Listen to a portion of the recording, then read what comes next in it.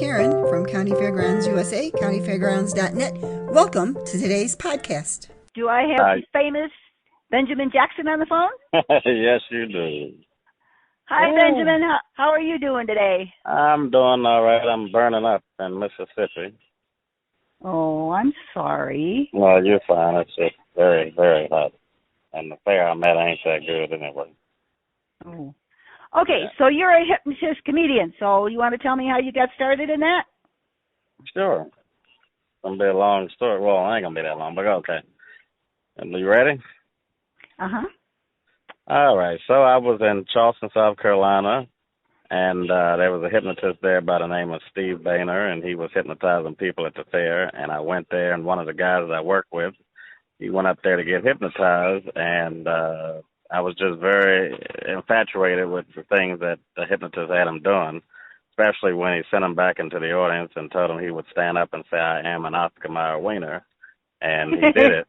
It was funny because I'm sitting beside him. I'm thinking, well, hell, he's off the stage now. Why would he still be hypnotized? And when Steve, whatever word it was he said, the command, he jumped up and said, "I am an Oscar Mayer wiener."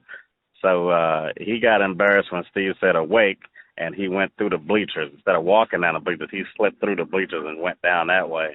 And I was a little embarrassed, so I went around there and we walked back. So then I decided I went up and talked to the guy that was recording the show, and I told him, I said, I'm an announcer. I'm already a circus ringmaster. I want to announce Steve on his next show. So I went to the house trailer and got my suit on and came back. Steve was in the back room, and I announced the show, and Steve come out to get the microphone from me and was like very surprised and shocked. And then after the show, me and Steve started talking. Next thing you know, we became best friends. And then I've known Steve for over 20 years, and he just mentioned to me 4 or 5 years ago he was going to retire. And I told him, I said, before we even got to that part, when Steve would go to certain fairs that I was around, I would go there and hang out, and then I worked for him a few fairs where I would record the show, and we'd always go out to eat and talk. And then when he did his adult shows, I would go there with my sound equipment and record the show, sell his merchandise. And then 4 or 5 years ago when he said he was going to retire, I said, well, I'd like to do hypnosis. He said, I didn't know you wanted to do that. I said, well, I would never say that to you because that's your livelihood. And so I trained with him. It didn't take long because working with him, I already had the show down to what I wanted to do on stage. And the only thing I needed to learn was how to get people under. And he said that wasn't even the main part to learn. He said the main part to be able to learn is to go out on the stage and be able to talk to people in a way where they feel comfortable to want to come up to have you hypnotize them. Well, I was a ringmaster, so I'd go out, in the circus, that's the first person you see. Ringmaster goes out there and get everybody comfortable, get everybody hyped, and get everybody ready for the show. So I'd already had that already. So after we talked about hypnosis for about 3 hours, he told me to, order this book, and I ordered it. And after I trained with him, I think 3 months later, I had my first show in Broward County, Florida. I got up on the stage and did it as if I had been doing it for years. People were asking, how long have you done it? And, of course, I'd have to lie to them because I didn't want to tell them this was my first time. But people, they believe me. So I've been doing it for about 3 or 4 years, and they believe it. So I think I was a natural with it. Benjamin, so you've been doing this for how long now? Since 2019. Okay. And I'm talking November 2019. So, So you were a ringmaster. How did you get to be a ringmaster? And have you ever done anything else? Yeah, okay. So I grew up in D.C., and my mom used to take me to the carnival all the time. The Amusements of America used to come to RFK Stadium in D.C., and then my great-grandmother used to take me to the Ringling Brothers every year. So when I was growing up, when I was in D.C., I worked at a pet store when I was 13 years old. Well, I started when I was 9, and believe it or not, I worked at a pet store, and a guy was like a father to me, and I'd go to his house and eat, Thanksgiving, sometimes go spend Christmas. I worked at a pet store. When the carnival came to town, when I was 16, I bought a joint. I actually bought it before the carnival come to town. I put it in my yard, and it was a goldfish game where you toss the ping pong ball in the fish bowl to win a fish. Well, I worked at the pet store, so that was easy to do because I could get the goldfish for free.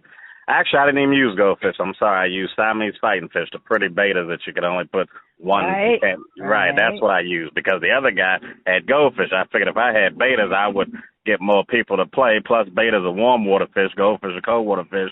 When the fair comes, it's hot. Goldfish can't live in hot. So anyway, I did that, and when the carnival would leave, I'd go work at Six Flags in D.C. It was outside of D.C., Maryland. It was called Adventure World at the time, working the Fool the Guesser game. I'd work that in the summertime. I'd work at the pet store on the weekdays, work at Adventure World on the weekends, and when the circus come to town, I'd go see the circus. Well, there was a juggling store that opened up in the old post office pavilion in D.C., which is now Trump Tower, and everybody could go in. You teach people how to juggle for 5 minutes. They had devil sticks, Diablo, unicycles, all other type of stuff. So I used to go in there and hang out, and I learned the Diablo, which is a Chinese yo-yo where you got 2 sticks and a string, and you toss the thing up and you play with it. And I got really good at that. Well, when Ringling Brothers came down, the clowns would come up there, get on a train and come there, and they would buy their juggling equipment from our store. And I started talking to them, telling them I always wanted to be with the circus. I always liked the ringmaster. So they actually had me come to the circus, and when the show was over, I would go behind the scenes there in Clown Alley and met a lot of the performers. So long story short, I get about 18. When I graduated out of high school, the guy that had the pet store, he was going to leave me the pet store and just pay him every, month a salary, and then I'll eventually take over the pet store. But, of course, I didn't take that deal. I wanted to go out on the road and be with the carnival. So I went out with the Music of America, and I had a fun house, a music video fun house, and I worked with them up until 2006. But while I was working for them, I got my CDL license. I became the youngest and the first black supervisor for Music of America. So that's how I got into the amusement business with the carnival. And then I had my own Fool the Guesser game where you guess your age, weight, and birthday, which I learned that by working at Adventure World when I was younger. And I bought my own Fool the Guesser games after that. Well, actually, I think I worked for Hendrix Brothers Circus first when I left the Music of America. They were looking for a CDL driver, and I called the guy up there in South Carolina. I said, I got a CDL. I got it when I was working in the Music of America. I said, you happen to have a ringmaster? He said, no, I'm doing it myself. I said, well, I never done it before, but I know I can do it. So I went down and met him, and I went in the ring. The first day we got there, and I just had to learn everybody's name. And, of course, I was a natural with, talking, announcing. So I worked for him for about a year doing ringmastering. And then when I left him, I moved to Virginia, got an apartment, was driving trucks. And I said, I can't do this. I got to get back on the road. So I went back out on the road, and I worked with the Fool the Guesser guys traveling. They used to have the games at Adventure World, but it was an independent operation. I worked with them and told them I was going to have I was going to get my own Fool the Guesser games, and that's what I did. So the Fool the Guesser game taught me to be a comedian on the microphone because you kind of got to be funny when you're dealing with people. You got a guy and a girl walking down the midway, and you say, come on, sir, let me guess your age. You've been fooling that girl long enough. So, I do say something like that. Let me guess your weight. I know you've been snacking today. You got a couple of funnel cakes. Let's see how much you weigh. So I did all that. And then eventually I worked my way into ringmastering again. Hannaford Circus, I knew a lot of the performers already, and Hannaford Circus were looking for some fairs, and I got them in the 3 fairs with Universal Fairs. I told them, well, I'll get you in these fairs, but I do want to be the ringmaster. So I ringmastered their shows. I ringmastered Zabini Circus a couple of times, and then everything led to me wanting to do hypnosis when Steve told me he was going to retire. And I said, you know what? I want to get my own show and do my own show. Whoa, slow down a minute, Benjamin. You're going too fast. So who actually taught you how to do the hypnosis? No one actually taught me. I learned by watching Steve. When I worked with him, I just watched him do everything. The thing is, when you're doing hypnosis, of course, you have an induction. That's the part where you talk to them, you get them comfortable, the slow music, you get them to fall under. I just have to learn that part. Everything else was easy. Getting out on the stage, presenting myself, telling people what hypnosis is, and giving some examples, that was easy. You read that up and you learn, you put it together. You watch different hypnotists, you put your own thing together, you put some jokes in there, you do that. once you do the induction and you get everybody under, you got to go down the line and you do a test to see who's really hypnotized. What I do is, I put my thumb on their forehead. I tell them that their eyes are stuck tight. And when I remove my thumb, their eyes are going to be stuck. They're not going to be able to open their eyes. And then when I do that to each person, I say 1, 2, 3, pop your eyes open. If their eyes open before I count down, I know they're not hypnotized. If they're trying to open their eyes like they're stuck, I know they're hypnotized. And then I do another exercise where I have them thinking they're playing an instrument. By that time, you may weed out a couple of more. You get them to play the instruments. You got people. Okay, let me ask you this question: Have you ever been hypnotized? Once. Who did that? Tyson Paley from Las Vegas. And honestly, I didn't even get hypnotized until after I had already done my first show. I got hypnotized. I did my first show in November, and I got hypnotized the first time in February at the Florida State Fair. Are you married? Nope. Oh, so do you have a girlfriend? Nope. Single. Oh, so you don't have a family to contend with. Nope. I just got my mom, my aunts, my cousins. I got family, but not I don't have any kids or anything. Okay, so what do they think of this, your family? What do they think of this? Well, I don't even see them much anymore because my grandmother died in 2016. I haven't really been to D.C. much after that. I talk to them all the time, but they like it. They haven't seen the show yet, and I'm supposed to perform at the Virginia State Fair next year, so hopefully they get to see it. But my mom, I was just talking to her before you called, and she likes it. She's been watching the videos on YouTube. She's never really been into the phone really smart-wise where she get on social media, but she's been watching the videos, and she thinks it's funny how I have the people up on the stage doing that. And then my aunts and cousins, they kind of know what hypnosis is. I don't think they've seen any live shows, but they've seen clips of mine. Okay, they like it. So that I understand this, you never were really formally trained. You didn't take any classes or anything, right? No. Matter of fact, there was a guy that had classes in Orlando that were charging a good amount of money I was going to pay for, and Steve said, you don't have to go to none of them classes. A lot of hypnotists will do that just to get money, just to tell you have to have a permit, you have to have schooling and a certificate. He said that's not true. So you must, there's something about you. You have something that draws people to you. What do you think that might be? Well, I talk to a lot of people tell me after my show, even when I'm ringmaster, a lot of people come and tell me my voice. They say my personality and my voice. That's the main thing I hear, even when I'm on the Fool the Guesser. The personality, I know how to talk to people. I'm a people person. My voice, I have an announcing voice. When I do my induction, it's deep. I know how to, talk to people and make them relax. And then, of course, I'm a very, entertaining, funny person. I've been that way all my life. So this is what I hear from the public. Well, comedy doesn't come naturally to everybody. I've had people tell me, for instance, I interviewed a yo-yo guy the other day who does yo-yos for a living. He does yo-yo shows, and he became a juggler, and he said he was a little bit confused, a little bit hard. He found it a little bit hard as to how to be a comedian. Right. So not everybody can be a comedian. Right, and I think what happens is, when I grew up, that was the last thing on my mind, being a comedian. I think when I worked the Fool the Guesser, it just came natural. Because when you working the Fool the Guesser game, you're talking to the. Of course, when you start now, you kind of copy some of the things that the other guys say, and then you kind of come up with your own things. Then it's the way you say it. I can say something a certain way on stage that if another person say, it might get them in trouble. Like, in fact, there's one line that I use on stage, and being a black hypnotist, I think I'm probably the only one that can use the line, but I always say people always ask, can I make them do anything I want? And the answer to that is absolutely no. I cannot make a person do anything that I want. If I could, I wouldn't be here right now. I'd be out on a date, probably with Kim. Then I say probably with Kim.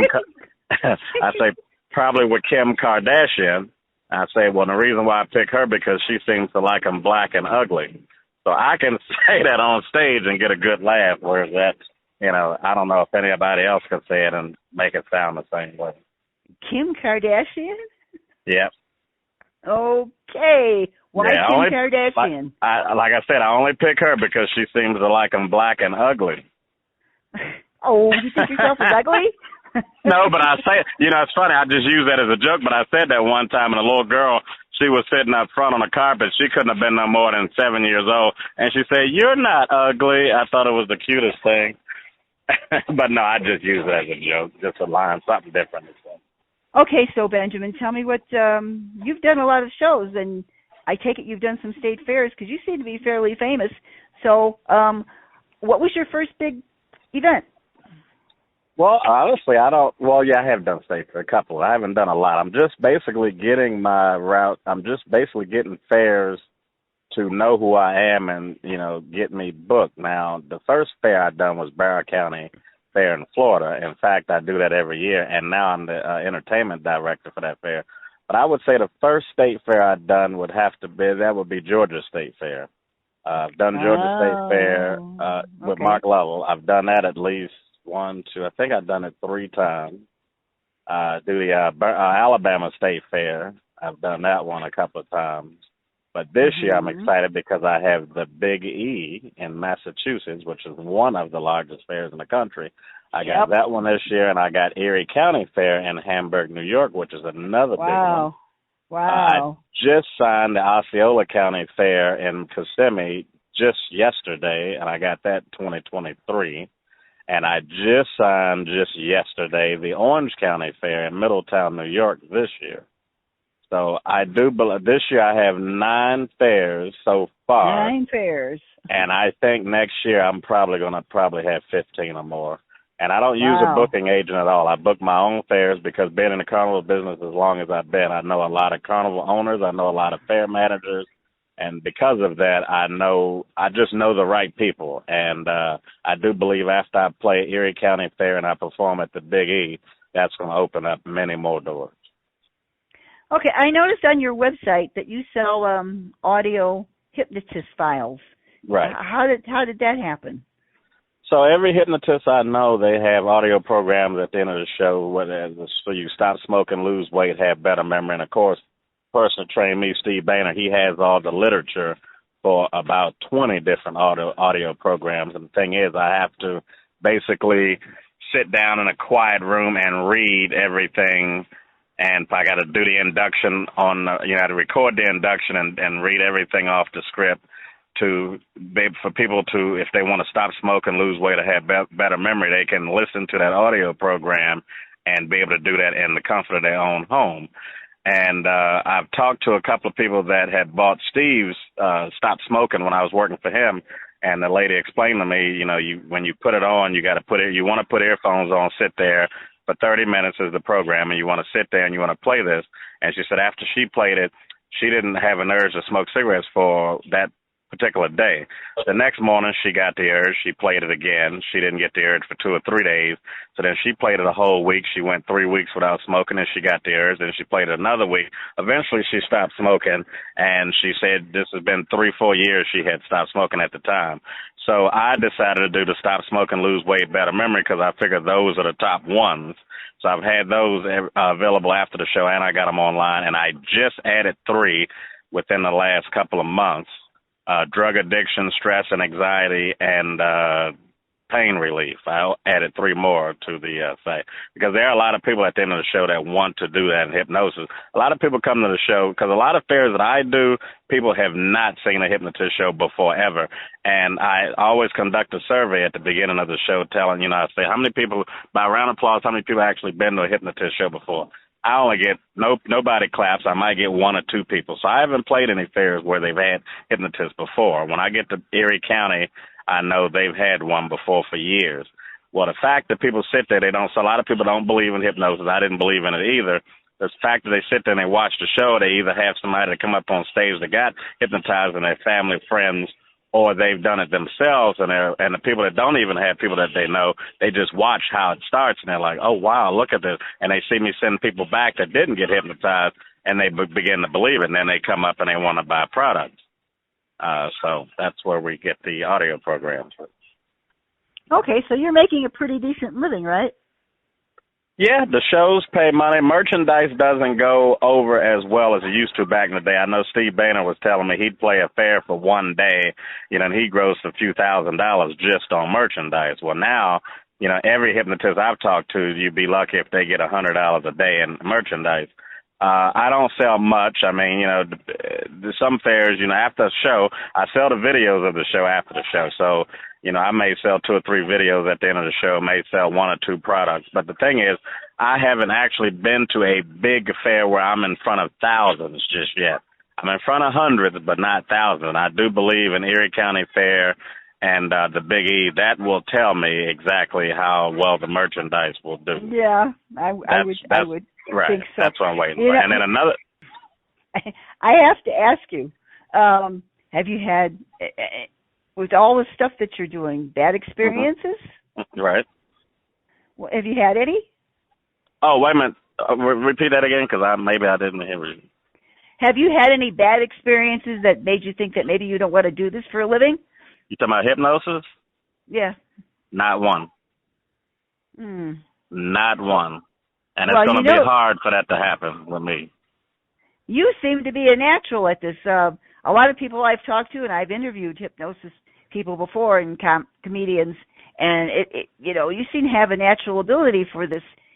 These other hypnosis shows? I don't like to put anybody down, but I've seen about 6 or 7 hypnotists, and there's only, other than the guy that trained me, I'll tell him this, and he knows it.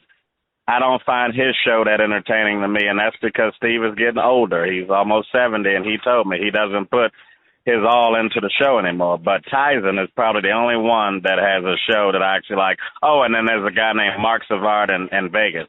But I've seen some hypnotists that's been doing it for years, and it doesn't entertain me because I notice a lot of hypnotists are not funny themselves. The show is funny because of the people that's hypnotized. If a person get on stage and make me laugh without, when I interact with people on the stage, I have a bit where I even have them hypnotized thinking that they're playing the Fool the Guesser game. So I use some of my comedy from the Fool the Guesser game when I was working on the stage for hypnosis. When I can see a hypnotist that makes me laugh along with the people on stage, that's a good show. And Tyson can do that because he's funny to listen to and be around even when he's not on stage. But there are hypnotists that the only thing that's funny is the person that's hypnotized on stage. If the people on stage are not funny, then the show is not going to be funny. I'm the type of person, I want you to laugh. Even if I got dull people up there, you're going to laugh at the show because I'm going to say things or I'm going to do things that you're going to laugh at. And you can look at all my social media clips. I got it on TikTok, Instagram, Facebook, YouTube, and you can see that. So that's what I think where my show is very unique. I've had people come up and tell me they've seen hypnotists. Hey, yeah. Maybe you missed your calling. Maybe you should have just been a comedian. There's comedians who make a hell of a lot of money too. You're right, and I didn't ever think about this. I mean, that's just something I don't think I could go on a stage and just start being funny and just do comedian. I don't think I could do that. I think the Fool the Guest or the Hypnotist show helps me do it. I don't think I could just go up on stage and do it. Okay, I think you need a lot of training with that. All right, so you see yourself doing this for like a long time yet in your life? Do you have anything else you want to do? Is there anything else you want to do? Well, I own a LED shop stand I put with the fairs, and it's going very well. And in fact, it would be nice to open a storefront up somewhere with this where I know a couple of guys that has done it in tourist areas. They make really good money, but nowadays it's hard to find people that want to work and people that you're going to trust to leave it with. I like doing the shows better because I get to entertain. I get to do something I like. I just purchased my own stage. There's not a hypnotist in the country, I believe, that has their own stage. So I got my own personal stage now that I carry with me in case I need it. And so I think this is something I want to do for a long time. I get paid to have fun, and I don't have to worry about the weather. With the games and stuff, you got to worry about if it's raining, nobody wants to play, or they got to go hide. You have your own personal stage, so what you're telling me is that when you go someplace, you don't use their facilities, you use your own stage in your own facility? It depends on the fair. Like when I go do fairs like the Georgia State Fair and Alabama State Fair, the promoter that runs those fairs, he doesn't have a set fairground. He plays the same fairground. He plays the same grounds, but when we're at the Georgia State Fair, we're on the grounds where the Motor Speedway is. So when he leaves, they use that grounds for parking.